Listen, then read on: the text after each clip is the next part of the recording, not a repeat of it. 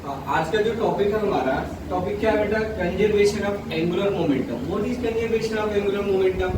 अभी अगर हमने लोग यहाँ पे बात करें तो यहाँ पे आपको सिंपली बोल देना कि L is equal to constant, that mean L1 is equal to L2, मतलब L is equal to I omega. तो क्या लिखते हैं हम लोग, I1 omega 1 is equal to I2 omega. इसको हमें प्रूव करना है। इसका मतलब क्या होता है, आप 11th में या 9th में हम लोग पढ़ते हैं कंजर्वेशन ऑफ मोमेंटम, यानी कंजर्वेशन ऑफ लीनियर मोमेंटम। तो कंजर्वेशन ऑफ लीनियर मोमेंटम सबसे पहले आपको ये आना चाहिए कि व्हाट इज मोमेंटम। तो मोमेंटम हमें ऑलरेडी पता है, P इक्वल टू क्या होता है बेटा, m into v, राइट। अब the rate of change in linear momentum is directly proportional to net force. क्या बोला हमने, the rate of change in linear momentum is directly proportional to net force, right. तो delta P by delta T क्या होना हमारा, force के equal होता है, राइट। ये न्यूटन सेकेंड लॉ भी हम लोग बोलते हैं इसको, न्यूटन सेकेंड लॉ। तो आज का हमारा जो टॉपिक है कंजर्वेशन ऑफ एंगुलर मोमेंटम, तो वहां पे हमारा जो नेट फोर्स है वो 0 होना चाहिए था। यहाँ पे आज हमारा टारगेट रहेगा कि net torque acting on a body is 0। अगर 0 तो उसको हम बोलते हैं कंजर्वेशन ऑफ एंगुलर मोमेंटम। तो आइए समझते हैं। देखो L vector is equal to R cross P, ये सबको पता है, वेक्टर फॉर्म में लिखते हैं R क्रॉस P, ओके। अब इसको हम डिफरेंशिएट करेंगे किसके रिस्पेक्ट में, टाइम के रिस्पेक्ट में। तो dl by dt is equal to d by dt r cross p। तो जब हम इनका डिफरेंशिएट करेंगे तो यहाँ डिफरेंशिएट हम लगाएंगे ये डिफरेंशिएशन ऑफ प्रोडक्ट वाला फार्मूला 11th में हम लोग सीखते हैं मैथमेटिकल टूल्स में, राइट। तो देखो फर्स्ट इंटू सेकेंड का डेरिवेशन क्या होगा, first into divide dx second plus second into divide dx second, okay done.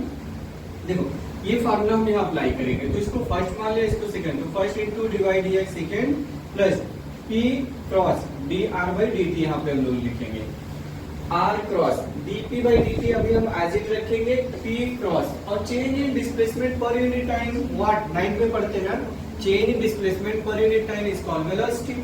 तो इसके प्लेस में हमने v लिख दिया, ओके डन। अब देखो अभी हमने बोला कि जो dp बाई dt होता है ये न्यूटन सेकंड लॉ होता है, फोर्स के इक्वल होता है, तो इसके जगह पे हमने फोर्स लिखा। तो r क्रॉस क्या हमने बेटा f लिख दिया हम लोगों ने, और प्लस m, और p क्या होगा m क्रॉस b, यानी m इंटू b। तो यहाँ पे m b क्रॉस b, अगर सेम वेक्टर का हम क्रॉस प्रोडक्ट लेते हैं तो उनका क्या आता है वैल्यू 0, तो 0 हो गया। और r क्रॉस p क्या बनेगा, टॉर्क। टॉर्क इक्वल टू क्या लिखते हैं हम लोग, r क्रॉस p, यस और नो, मतलब r क्रॉस f। तो ये टाउ हो गया। तो dl by dt is equal to tau, ये हमारा एक फार्मूला मिला बेटा, राइट। अब हमारा ये कंडीशन होना चाहिए कि जो नेट टॉर्क है बॉडी पे जो एक्ट हो रही है, नेट टॉर्क क्या मानेंगे लोग 0। अगर 0 हम मान लेते हैं बेटा, p 0 हो गया, तो इसके जगह पे हम लोग रिप्लेस किए 0। तो dl by dt is equal to 0। अब rate of change in momentum, उसकी वैल्यू क्या आ रही, 0। इसका क्या मतलब है कि उसकी जो मोमेंटम होगी वो कांस्टेंट रही होगी, यानी dl is equal to 0, l is equal to constant. अब अगर कोई वैल्यू कांस्टेंट है तो इनको हम लिख सकते हैं L1 is equal to L2 is equal to L3 dot dot, ऐसा हम लोग लिख सकते हैं, ओके। और L इज इक्वल टू क्या होता है, L आई थिंक सबको पता है कि sir L is equal to होता है I ओमेगा, राइट।